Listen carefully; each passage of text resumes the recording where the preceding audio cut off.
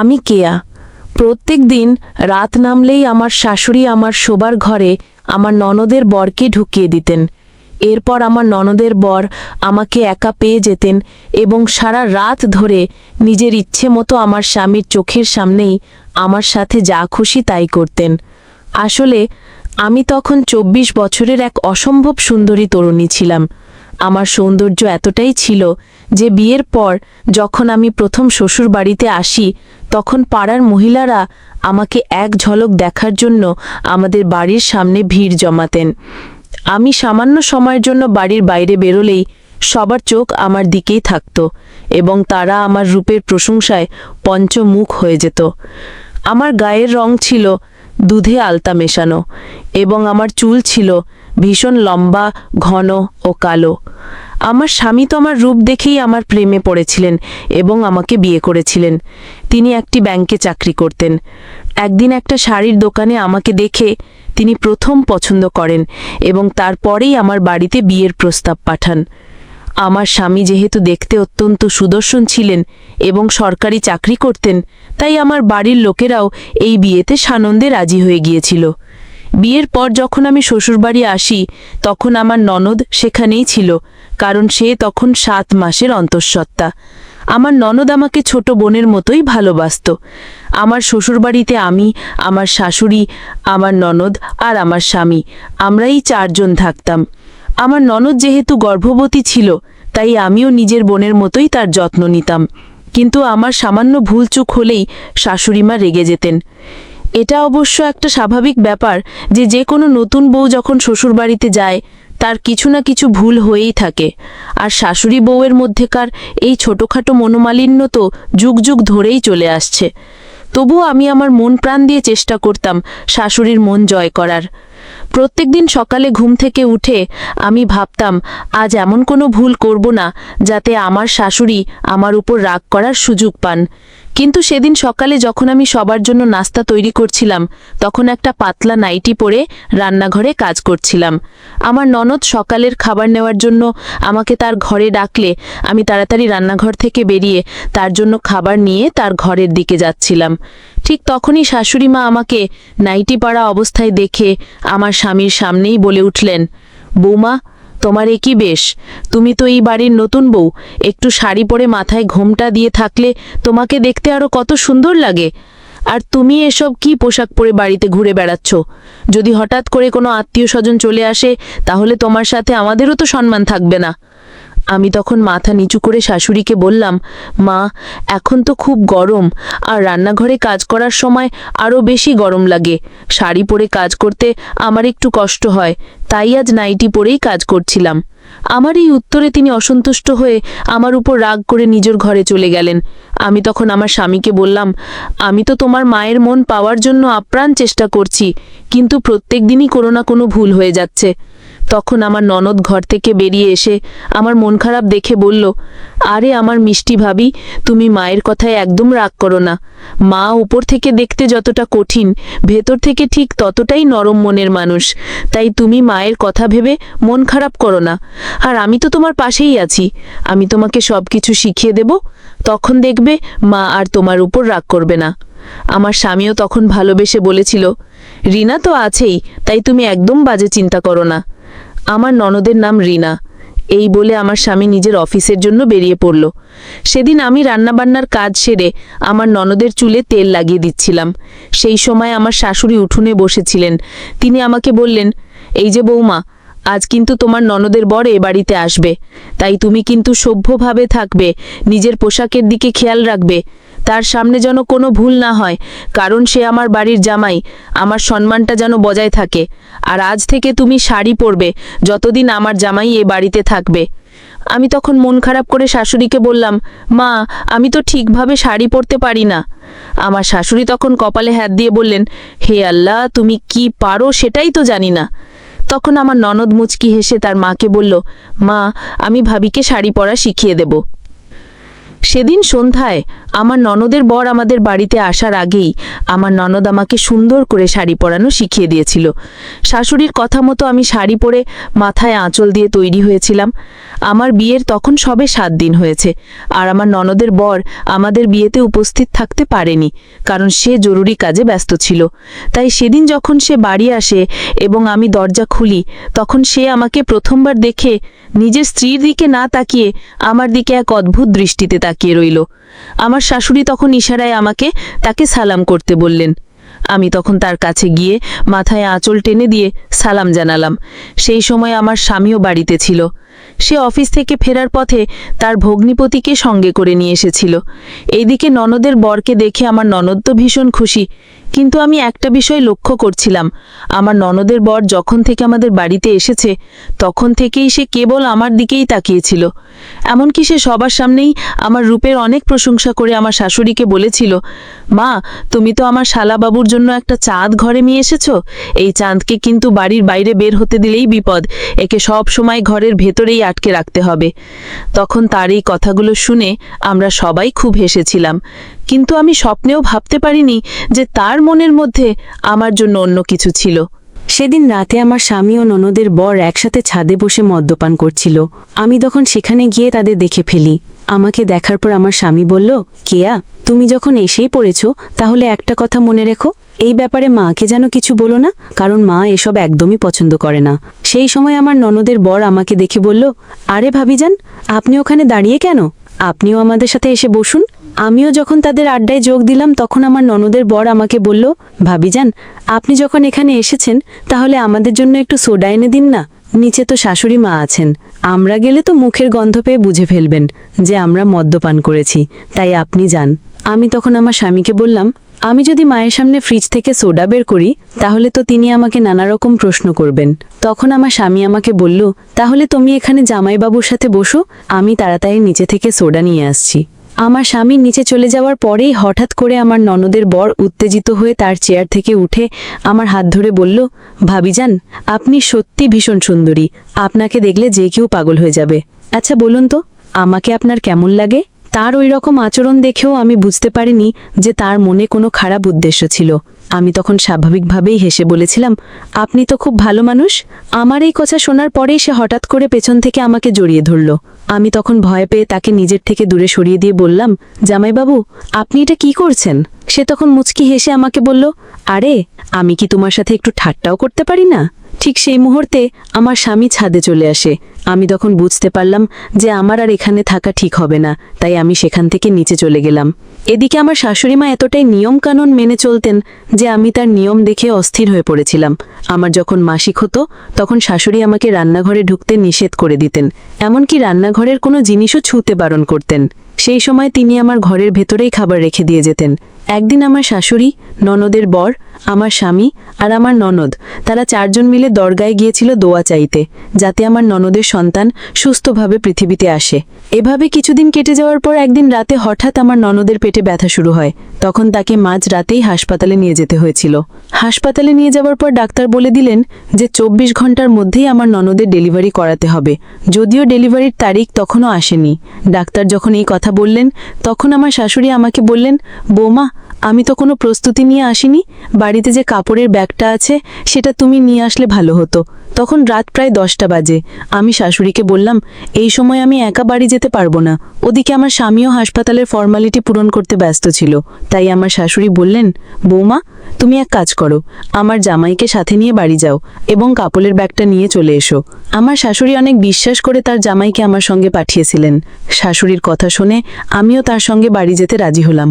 আমি যখন ননদের বরের সঙ্গে বাড়ির ভেতরে ঢুকলাম তখন সে ঘরে ঢুকেই ভেতর থেকে দরজাটা বন্ধ করে দিল। সে যখন দরজা বন্ধ করে দেয় তখন আমি তাকে জিজ্ঞেস করলাম, জামাইবাবু, আপনি দরজাটা বন্ধ করলেন কেন? সে তখন মুচকি হেসে আমাকে বলল, দেখো, আর ভালো সাজার অভিনয় করতে হবে না, বুঝেছ? তুমি তো এটাই চাইছিলে যে আমি যেন তোমার কাছে আসি, সেই জন্যই তো এত রাতে আমার সঙ্গে এটা বাড়িতে আসতে রাজি হয়ে গেলে। তাই আমার সুন্দরী ভাবিজান, আমার সামনে আর সাধু সাজার নাটক করো না। তুমি যে আমার সঙ্গে এত হেসে কথা বলো তার মানে আমি খুব ভালো করেই বুঝি, তাই এসব নাটক বন্ধ করো। তার কথা শুনে আমি অবাক হয়ে তার দিকে তাকিয়ে বললাম, জামাইবাবু, আপনি এসব কি বলছেন? আমি তো আপনার কথার কিছুই বুঝতে পারছি না। তখন সে মুচকি হেসে আমার কাছে এসে আমাকে সজোরে বিছানায় ধাক্কা দিয়ে বলল, আমি এখনই তোমাকে সবকিছু বুঝিয়ে দিচ্ছি। এরপর আমার আর কিছুই বুঝতে বাকি রইল না সে সারা রাত আমার সঙ্গে কি করতে চায়। সেই সময় বাড়িতে যেহেতু আর কেউ ছিল না, তাই আমি খুব ভয় পেয়ে গিয়েছিলাম। আমি তার হাতে পায়ে ধরে অনেক অনুরোধ করেছিলাম যাতে সে আমার সম্মান নষ্ট না করে। আমি সেখান থেকে পালানোরও অনেক চেষ্টা করেছিলাম, কিন্তু পারিনি। এরপর সেই রাতে সুযোগ নিয়ে আমার সঙ্গে জোর করে নিজের সব ইচ্ছা পূরণ করলো এবং আমাকে হুমকি দিল যে আমি যেন এই ঘরের কথা কাউকে না বলি, বিশেষ করে আমার স্বামী ও শাশুড়িকে। তারপর সে আলমারি থেকে আমার ননদের কাপড়ের ব্যাগটা নিয়ে আমাকে ওই অবস্থাতেই ফেলে রেখে চলে গেল। আমি তখন অসহায়ভাবে বিছানায় পড়েছিলাম। আমার মনে হচ্ছিল যেন আমার জীবনের সবকিছু শেষ হয়ে গেছে। আমার চোখ দিয়ে অবিরাম জল গড়িয়ে পড়ছিল, আর মনে হচ্ছিল এখনই গিয়ে ওই পাপী লোকটার ব্যাপারে সবকিছু আমার ননদকে বলে দিই, কারণ আমার ননদ তখন হাসপাতালে ছিল এবং সেই ব্যাপারে কিছুই জানতো না যে তার স্বামী অনেক আগে থেকেই আমার উপর খারাপ নজর দিয়ে রেখেছিল। ওদিকে আমার স্বামী তো হাসপাতালে তার বোনকে নিয়ে ব্যস্ত ছিল। আমি কল্পনাও করতে পারিনি যে লোকটার সাথে আমি এত সহজভাবে হেসে কথা বলতাম সে আমার ভালো ব্যবহারকে অন্য কিছু ভেবে বসেছিল। আমার মনে তো সেরকম কিছুই ছিল না। আমি খুব খোলামেলা স্বভাবের একজন মেয়ে ছিলাম এবং সবার সাথেই হেসে কথা বলতাম, কিন্তু সে আমার এই স্বভাবটাকে খারাপভাবে নিয়ে আমার সবকিছু শেষ করে দিল। সেদিন আমি সারা রাত সেই অন্ধকার ঘরে চোখের জল ফেলে কাটিয়েছিলাম। পরের দিন সকালে যখন আমার স্বামী হাসপাতাল থেকে বাড়ি ফেরে, তখন সে আমাকে বলল, কেয়া, তুমি কোথায় ছিলে? আমি কাল সারা রাত তোমাকে ফোন করেছি, কিন্তু তুমি ফোন ধরোনি কেন? জামাইবাবু হাসপাতালে গিয়ে বলল তুমি নাকি খুব ক্লান্ত ছিলে, তাই হাসপাতালে যাওনি। আর শোনো, আমি মামা হয়ে গেছি আর তুমি মামি হয়ে গেছো। আমি তখন বিছানার এক কোণে হাঁটু গেড়ে চুপচাপ বসেছিলাম। আমি যখন আমার স্বামীর কোনো কথারই উত্তর দিলাম না, তখন সে আমার কাছে এসে আমার মাথায় হাত বুলিয়ে দিয়ে বলল, কেয়া, কি হয়েছে? তুমি এরকম চুপচাপ মনমরা হয়ে বসে আছো কেন? কিছু তো বলো আমাকে। স্বামীর কথা শুনে আমি আর নিজের আবেগ ধরে রাখতে পারলাম না। তাকে জড়িয়ে ধরে ফুপিয়ে ফুপিয়ে কেঁদে উঠলাম এবং আগের রাতে যা যা হয়েছিল সবকিছু তাকে বললাম। কিভাবে আমার ননদের বর আমার সাথে নিজের ভোগ ও লালসা পূরণ করেছিল সবটা খুলে বললাম। আমার মুখ থেকে সবকিছু শোনার পর আমার স্বামী আমাকে ভালোবেসে আমার মাথায় হাত বুলিয়ে বলল, কেয়া, তুমি একদম চিন্তা করো না, আমি ওই লোকটাকে ছাড়ব না। আমি ওকে শেষ করে দেব, ওকে আমি উচিত শিক্ষা দেব। এই বলে আমার স্বামী রেগে গিয়ে হাসপাতালে গেল এবং ননদের বরের কলার ধরে তাকে গালিগালাজ করতে লাগলো। তখন আমার শাশুড়ি তার ছেলের হাত ধরে টেনে বললেন, তোর কি মাথা খারাপ হয়ে গেছে? কেন তুই জামাইয়ের সাথে এমন খারাপ ব্যবহার করছিস? আমার শাশুড়ি তখন কারণটা জানতে চাইলেন। এরপর আমার স্বামী তার মাকে সবকিছু খুলে বলল যে আগের দিন রাতে ননদের বর আমার সাথে কি করেছে।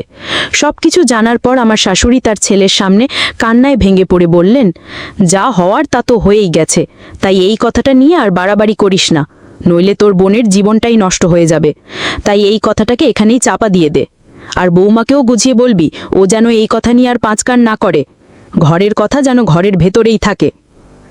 সেদিন আমার স্বামী যখন বাড়ি ফিরে আসে তখন আমি তাকে জিজ্ঞেস করেছিলাম যে সে শাশুড়িকে সবকিছু বলেছে কিনা। তখন আমার স্বামী শাশুড়ির ব্যাপারে যা বলল তা শুনে আমার পায়ের তলার মাটি যেন সরে গেল। আমি ভাবতেও পারছিলাম না যে তিনি নিজে একজন মহিলা হয়ে কিভাবে আমার সাথে ঘটে যাওয়া এত বড় একটা অন্যায়কে ঢাকা দিতে বললেন। আমি তখন আমার স্বামীকে বললাম, তুমি যদি আমাকে সত্যি ভালোবাসো তাহলে আমার কষ্টটা বুঝবে এবং ওই শয়তানটাকে শাস্তি দেবে। আমার স্বামী তখন আমাকে বলল, কেয়া, তুমি একবার বোঝার চেষ্টা করো, আমি শুধু আমার বোনের ভবিষ্যতের কথা ভেবেই চুপ করে থাকতে বাধ্য হচ্ছি, না হলে তো আমি ওকে পুলিশের হাতে তুলে দিতাম। সেদিন আমি আমার স্বামীকে বলেছিলাম, তুমি তোমার বোনের কথা ভাবছো সেটা খুব ভালো কথা, কিন্তু আমার সাথে যে অন্যায়টা হয়েছে সেটার কথাও তো তোমাকেই ভাবতে হবে। তুমি কিভাবে সবকিছু জানার পরেও তোমার বোনকে ওই জঘন্য লোকটার সাথে থাকতে দিতে পারো, যে লোকটা মেয়েদেরকে নিজের পায়ের ধুলো মনে করে? তোমার বোন যখন এই বিষয়ে জানতে পারবে তখন তার কতটা কষ্ট হবে সেটা কি তুমি ভেবে দেখেছো? সবকিছু জানার পর তোমার বোন কি ওই লোকটার সাথে সংসার করতে রাজি হবে? তুমি যদি এই ব্যাপারে কোনো পদক্ষেপ না নাও তাহলে আমি এই বাড়ি ছেড়ে আমার বাবার বাড়ি চলে যাব এবং আমার বাবা মাকে সবকিছু বলবো। আমার স্বামী তখন আমাকে বলল, কেয়া, তুমি আমাকে 4টে দিন সময় দাও। 4 দিন পর যখন আমার বোন বাড়ি ফিরে আসবে তখন এই বিষয়ের বিচার হবে এবং আমি আমার ভগ্নপতিকে উচিত শিক্ষা দেব। তুমি আমার উপর ভরসা রাখো। এভাবে 4 দিন কেটে যাবার পর আমার ননদ হাসপাতাল থেকে বাড়ি ফিরে আসে। আমার ননদের বড় সেদিন আমার ননদ ও শাশুড়ির সঙ্গে বাড়ি ফিরে এসেছিল। বাড়ি ফিরে আসার পর সে আমাকে আড়ালে ডেকে বলল, তোকে আমি বারণ করেছিলাম না তোর বরকে কিছু না বলতে, কিন্তু তুই সব কিছু বলে দিয়েছিস। কিন্তু দেখে নে, তুই আমার কিচ্ছু করতে পারলি না, কারণ আমার শাশুড়ি তো আমার পক্ষেই থাকবে। সেই সময় আমি রেগে গিয়ে তাকে বলেছিলাম, আপনি আমার সাথে যা করেছেন সেটা শাস্তি আপনাকে পেতেই হবে। সে তখন আমাকে বলেছিল, মেয়েরা হলো ছেলেদের পায়ের জুতো, তাই মেয়েদের মুখে এত বড় বড় কথা শোভা পায় না। সেই দিন দুপুরে আমাদের বাড়িতে অনেক লোকজন এসেছিল আমার ননদের বাচ্চাকে দেখতে। ঠিক তখনই আমি সবার সামনে আমার ননদের বরকে উদ্দেশ্য করে বললাম, 5 দিন আগে রাতের বেলা বন্ধ ঘরের ভেতরে আপনি আমার সাথে যে খারাপ কাজটা করেছেন, সেই খারাপ কাজটার বিচার আজ আমি সবার সামনে আপনার কাছে চাই। আমার কথা শুনে আমার শাশুড়ি আমার দিকে চোখ রাঙাতে শুরু করলেন এবং ইশারায় আমাকে চুপ করতে বললেন। আমার স্বামী তখন তার মাকে বলল, মা, আজ আমরা আর চুপ করে থাকবো না, কারণ আমার স্ত্রীর সাথে অনেক বড় অন্যায় হয়েছে, আর আপনি নিজে একজন মা হয়ে কিভাবে এত বড় একটা অন্যায়কে প্রশ্রয় দিচ্ছেন।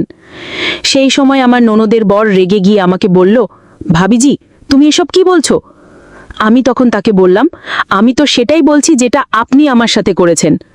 আমার ননদ সবকিছু শুনে বিছানা থেকে নেমে এসে যখন আমাকে জিজ্ঞেস করলো যে তার বর আমার সাথে কি করেছে, তখন আমি তাকে সব সত্যি কথা খুলে বললাম। সবকিছু জানার পর আমার ননদ তার বরের গালে সজোরে এক থাপ্পড় মারল এবং বলল, আমি হাসপাতালে জীবন মৃত্যুর সাথে লড়াই করছিলাম, আর তুমি এখানে আমার ভাবির জীবনটা নষ্ট করছিলে। ছি, তোমার উপর আমার ঘৃণা হচ্ছে। সেই সময় আমার শাশুড়ি আমার হাত ধরে রেগে গিয়ে বললেন, আমার মেয়ে সংসারটা নষ্ট করে তুই শান্তি পেলি? আমি তোকে বারণ করেছিলাম না এই কথাগুলো আর না বলতে? আমি তখন শাশুড়িকে বললাম, মা, আমার সাথে যে অন্যায়টা হয়েছে সেই একই অন্যায় যদি আপনার মেয়ের সাথে হতো, তাহলেও কি আপনি এভাবে চুপ করে বসে থাকতেন? আর আপনি কিভাবে এমন একটি চরিত্রহীন নিচু মনের মানুষের সাথে আপনার মেয়েকে সংসার করতে বলছেন? এই লোকটা যে ভবিষ্যতে আপনার মেয়ের সাথে অন্যায় করবে না, সেটার নিশ্চয়তা কি আপনি দিতে পারবেন? আমার শাশুড়ি সবকিছু শোনার পর যখন বুঝতে পারলেন যে তিনি নিজের জামাইয়ের পক্ষ নিয়ে অনেক বড় ভুল করেছেন, তখন তিনি আমার কাছে ক্ষমা চাইলেন। এমনকি আমার ননদও তার মাকে বলে দিল যে সে ওই লোকটার সাথে আর সংসার করবে না, যে লোকটা মেয়েদেরকে সম্মান করতে জানে না। এরপর আমার ননদ, শাশুড়ি এবং আমার স্বামী, তারা সবাই মিলে আমার ননদের বরকে বাড়ি থেকে ধাক্কা মেরে বের করে দিল। সে তখন নকল কান্না কেঁদে আমার শাশুড়িকে বোঝানোর অনেক চেষ্টা করেছিল, কিন্তু আমার শাশুড়িও নিজের ভুল বুঝতে পেরে তাকে ঘাড় ধাক্কা দিয়ে বাড়ি থেকে বের করে দিলেন। সেদিন আমি আর আমার ননদ দুজনেই একে অপরকে জড়িয়ে ধরে অনেক কেঁদেছিলাম, কারণ আমার ননদের জীবনটা তো নষ্ট হয়ে গিয়েছিল, আর তার সাথে আমার সম্মানটাও শেষ হয়ে গিয়েছিল, যেটা আমি আর কোনোদিনও ফিরে পাবো না। আমার শ্বশুরবাড়ির লোকেরা অনেক ভালো বলেই আমার সাথে ন্যায় বিচার হয়েছিল, না হলে তেমন অনেক পরিবার আছে যারা বাড়ির বউদের সম্মান নিয়ে কিছুই ভাবে না। আমার ননদ ও আমার স্বামী আমাকে এতটাই ভালোবাসতো যে তাদের ভালোবাসা পেয়ে আমি আমার সাথে ঘটে যাওয়া সেই ভয়ঙ্কর রাতটার কথা ভুলতে পেরেছি। এই ঘটনার পর আজ 1 বছর হয়ে গেছে। আমার ননদ আমাদের সাথেই থাকে। তার মেয়েকে আমি আর আমার স্বামী নিজের সন্তানের মতোই ভালোবাসি। আমার ননদও তার বাচ্চার সমস্ত খরচ আমার স্বামীই দেয়। আমি এখন শ্বশুরবাড়িতে অনেক সুখে এবং শান্তিতে আছি। একটা মেয়ে যখন কোনো পরপুরুষের সাথে হেসে খেলে কথা বলে, তার মানে এই নয় যে সেই মেয়েটা চরিত্রহীন বা সে ওই পুরুষের সাথে নিজের কোনো চাহিদা পূরণ করতে চায়। আমার মতো এমন অনেকেই আছে যারা খোলামেলা স্বভাবের হয়, যারা প্রত্যেকটা মানুষের সাথে হেসে কথা বলে। তার মানে এই নয় যে তারা খারাপ বা তাদের সম্মানের কোনো দাম নেই। এগুলো মানুষের মনের ভুল ধারণা। যাই হোক, কোনো মানুষের ব্যাপারে নিজে থেকে সবকিছু ধারণা করে নেওয়াটা একদমই উচিত নয়।